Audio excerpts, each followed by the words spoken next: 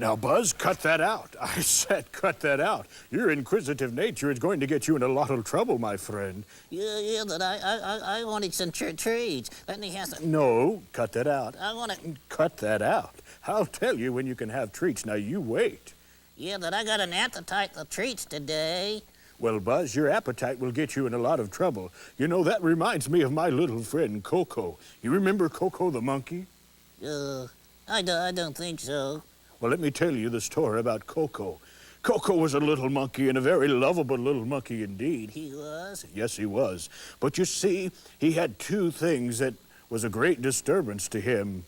He had a very inquisitive nature, but you see, he also had a great appetite for peanuts. Oh, I like peanuts too.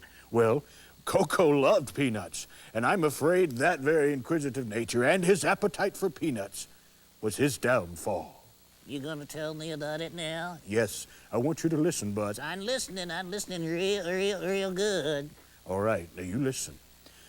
Coco went down very early one morning near the river's edge. But before he arrived, Mobosa the hunter had already set his death trap. A death trap? Yes, let me tell you about it. It was a bucket that could contain great amount of weight. And he would place a large weight in there. It would be pebbles and sand.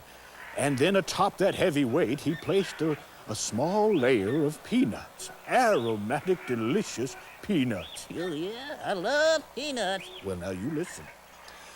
Coco came out early that morning. It was unusually quiet in the jungle. The birds were not singing. There was danger in the air. Even little Coco sensed that danger. He did. Yes, he did. He knew there was something wrong. And he saw that unusual-looking bucket there, and he knew that was not normal, but he could smell the peanuts inside. And you see, his appetite for those peanuts overrode his common sense, and even his sense for danger that day. His mother and his father had told him to be careful of things unusual and to watch out for the traps that was set by Mobosa the hunter. Yes? Yes. And so he ignored the warnings of his mama and papa. He very carefully walked over to that bucket. He knew there was danger there, but he could smell those peanuts. And he crept over to the top of that bucket. He peered down inside, and he saw that layer of peanuts that looked so delicious. I can smell them now. Yes. And so he took his hand and he pressed it down inside that tiny hole. He could barely fit his hand down inside that hole. But after it was there, then he gathered up all the peanuts that his little hand could hold.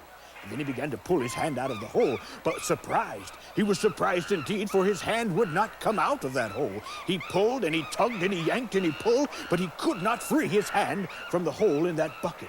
For you see, he was hanging on to the peanuts. If he would only let go of those peanuts, then he would have been able to pull his hand out of the bucket, and he would have been saved.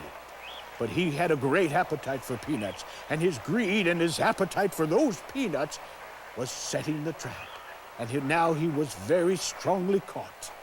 Well, Mobosa the hunter saw that the trap had been sprung, and so very boldly he walked right out of the jungle where he had carefully hidden himself.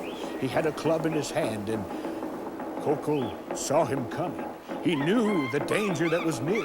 He knew that death was very near him, but he would not let go of those peanuts. Mobosa the hunter came and he raised the club up in the air. And then very swiftly and surely the club found its way to little Coco.